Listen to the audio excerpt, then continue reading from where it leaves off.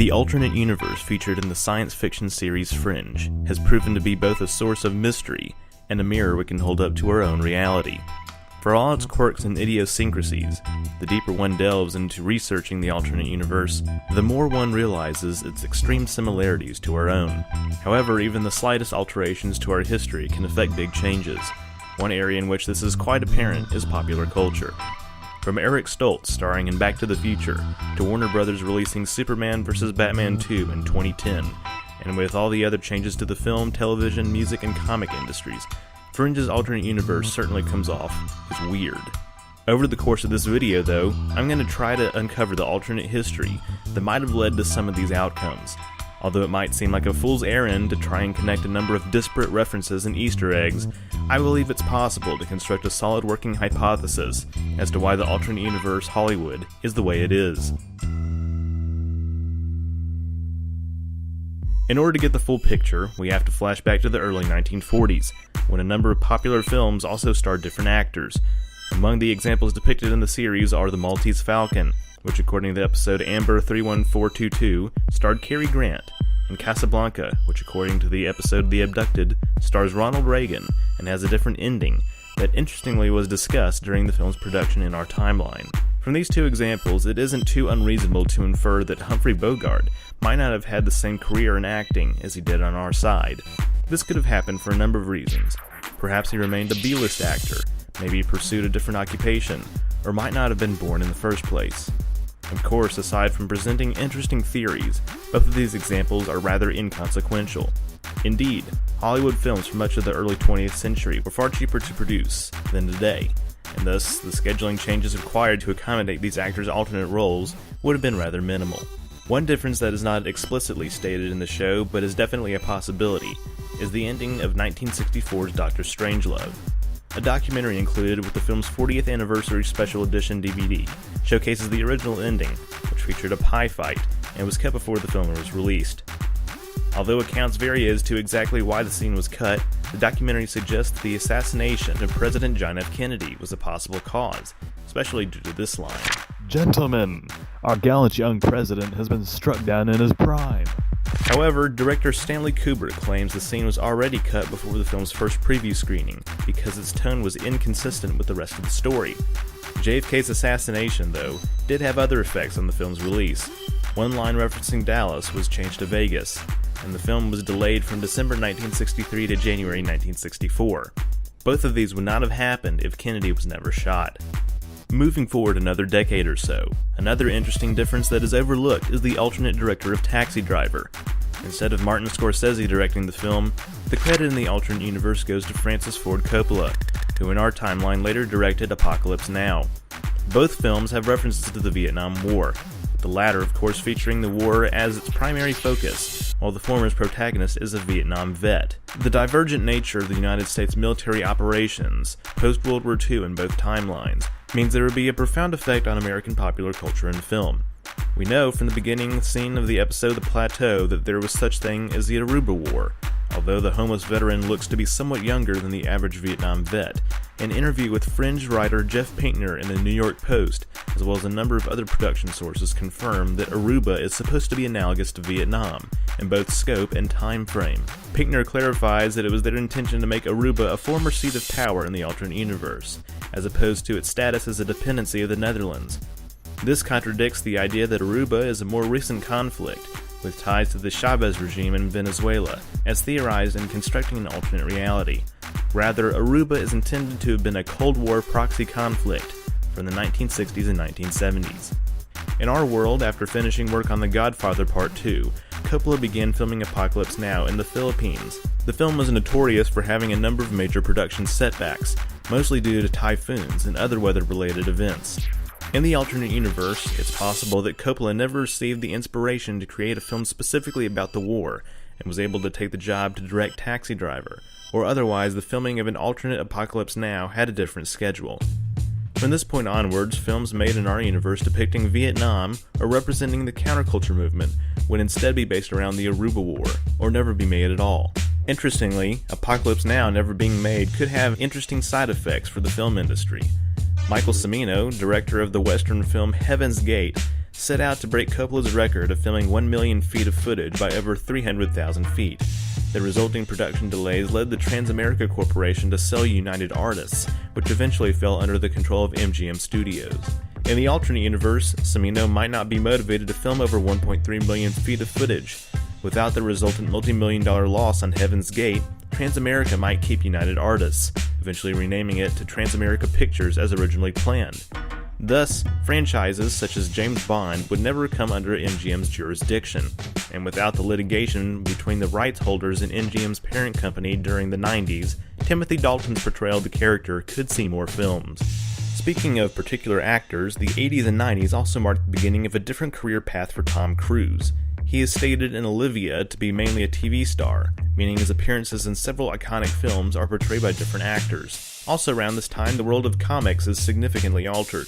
Although similar covers are crafted in the alternate universe, subtle differences indicate their otherworldly status. Among the alternate covers shown in Over There are The Man of Steel Returns, the alternate Crisis on Infinite Earths issue number 7, with Supergirl holding a dead Superman, the 1990s era The Death of Batman, Red Lantern Red Arrow number 76, and the 1987 Justice League number 1 featuring Jonah Hex instead of Guy Gardner.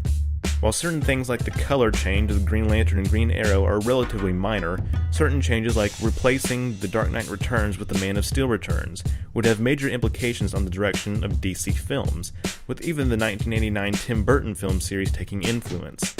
However, the changes to these early films would still be small, with only certain scenes and story references being affected. Big changes would occur during the 2000s, when the Superman and Batman franchises were both rebooted. For a while, at least. In our world, there were serious plans to film a draft of Superman vs. Batman by Akiva Goldsman. Originally set for a 2004 release date, the film was cancelled after Warner Bros. Decided to focus on individual films for the two heroes instead. This resulted in the creation of Christopher Nolan's Dark Knight trilogy, and the one-off Bryan Singer film, Superman Returns. It seems that, in the alternate universe, very different decisions were made as to the future of these two characters. With what appears to be a second Superman vs. Batman film, as well as the title Mask vs. Joker, it's possible that a full-fledged DC cinematic universe exists by the early 2010s. Although this is the limit of the information we're given regarding the film status of these superheroes, it's not completely out of the realm of possibility that Warner Bros. Could have crafted an early DCEU.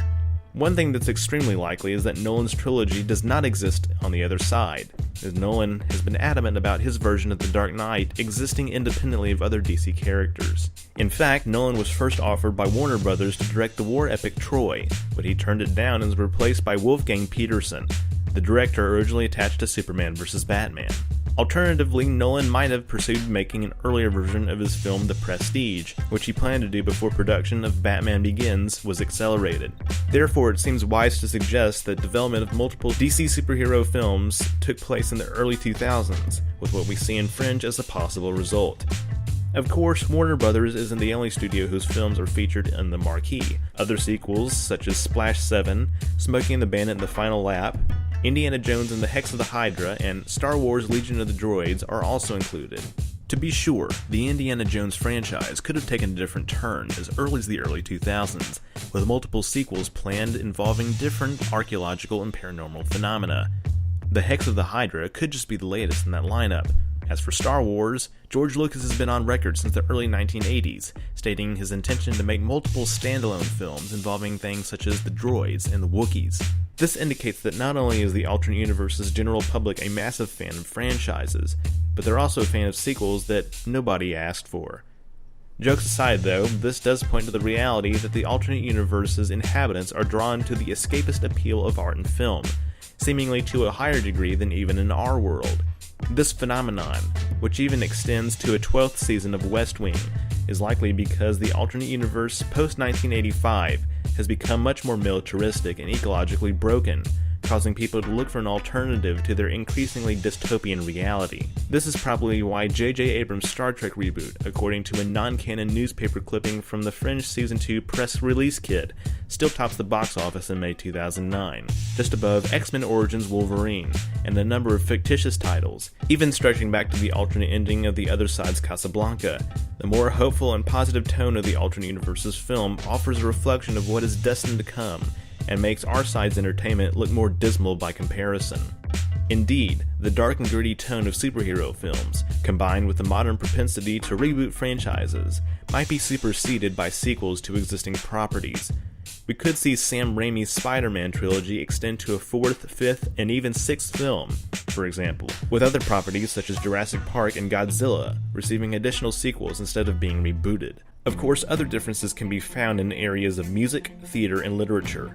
Not only is the band U2 unfamiliar to inhabitants of the alternate universe, which could have been the result of a number of hiccups in the rock band's unique evolution, but Guns N' Roses' album Chinese Democracy was released in its original intended year of 2000, rather than 8 years later, and all 4 of the Beatles are alive as well. This last difference means that John Lennon was likely never shot or at least survived his murder attempt, and George Harrison never died of complications from lung cancer. The latter likely owes its manifestation to the alternate universe's medical technology, meaning cancer treatment is far more advanced. The same newspaper clipping that lists the box office titles and details the upcoming 10th anniversary of the album Chinese Democracy also has a brief article advertising Andrew Lloyd Webber's operatic adaptation of The Terminator, starring Dwayne "The Rock" Johnson. The article also states that the character's original actor, Arnold Schwarzenegger, is a senator instead of a governor. Apparently, the critics are just as skeptical of the story's viability on the musical stage. Let's hope it went well. As for literature, the episode The Consultant implies that Sherlock Holmes does not exist in the alternate universe. This is not too difficult to imagine, as Sir Arthur Conan Doyle's 1887 novel A Study in Scarlet was originally intended to be a standalone that featured a character named Sharonford. Consequently, any episodes of Star Trek The Next Generation that make reference to Sherlock Holmes feature different lines and plots in some cases, and Spock would never have delivered the quote, "If you eliminate the impossible, whatever remains, however improbable, must be the truth." Also, Benedict Cumberbatch wouldn't star as the detective in the British series Sherlock.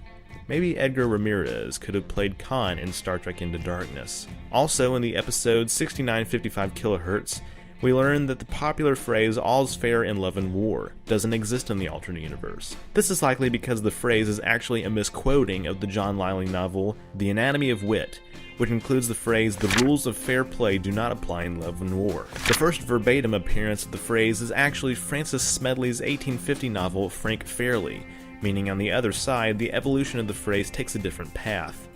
Alternate word usage also makes its way into the alternate spelling of Manhattan with one T, as seen in multiple episodes.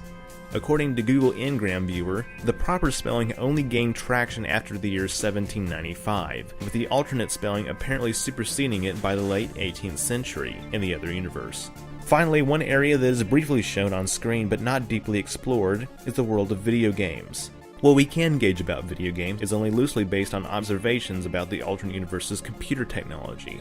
Unlike what the modern-day cell phone featured in the opening scene of Peter might suggest, the other side's technological progression is likely more incremental. I've made 2 videos about this topic if you want to check them out, link in the description. If Peter's bedroom dons a Macintosh SE in 1985, or at least an equivalent, then civilian-grade circuitry is probably only about half a decade more advanced in the alternate universe. To be certain, in our history, Atari was plagued by a number of hardware problems that resulted in delays. It's possible that the company could have shipped its original 3600 design, later used for the 7800, in 1984 instead of 1986, though this is purely speculative. What is likely, though, is that later on, as processors become faster and touchscreens become more commonplace, video game technology follows suit. Sony and Nintendo could have released competing handheld consoles in the 1990s instead of the 2000s, and the latter company's embrace of HD graphics might have occurred earlier. PC gaming could also be just as popular, with the evolution of online gaming taking similar form if the web is still invented in the early 1990s. We could see 8th generation consoles like the Switch, PlayStation 4, and Xbox 720 concept appearing by the mid to late 2000s. Better yet, earlier ventures such as a Nintendo-Sony partnership might have resulted in a completely different path for home console gaming. Of course, much of the theorizing in this video is just that, theorizing. The cases brought forth are simply one scenario, and might have unfolded very differently given different circumstances. Nevertheless, it's interesting to note how similar themes seem to be amplified. The escapist appeal of entertainment and reflection of the various events occurring in the real world are no exceptions. Also, about the whole Mantis thing, yeah, that seems to be just a retcon. Honestly, they kind of messed up there. Anyway, thank you guys so much for watching this video. It's taken a long time to conduct all the research presented here, and your views and feedback are definitely appreciated. If you want to support me on Patreon, click the element on the end screen. Your support is duly appreciated. Don't forget to subscribe, and don't forget to be awesome.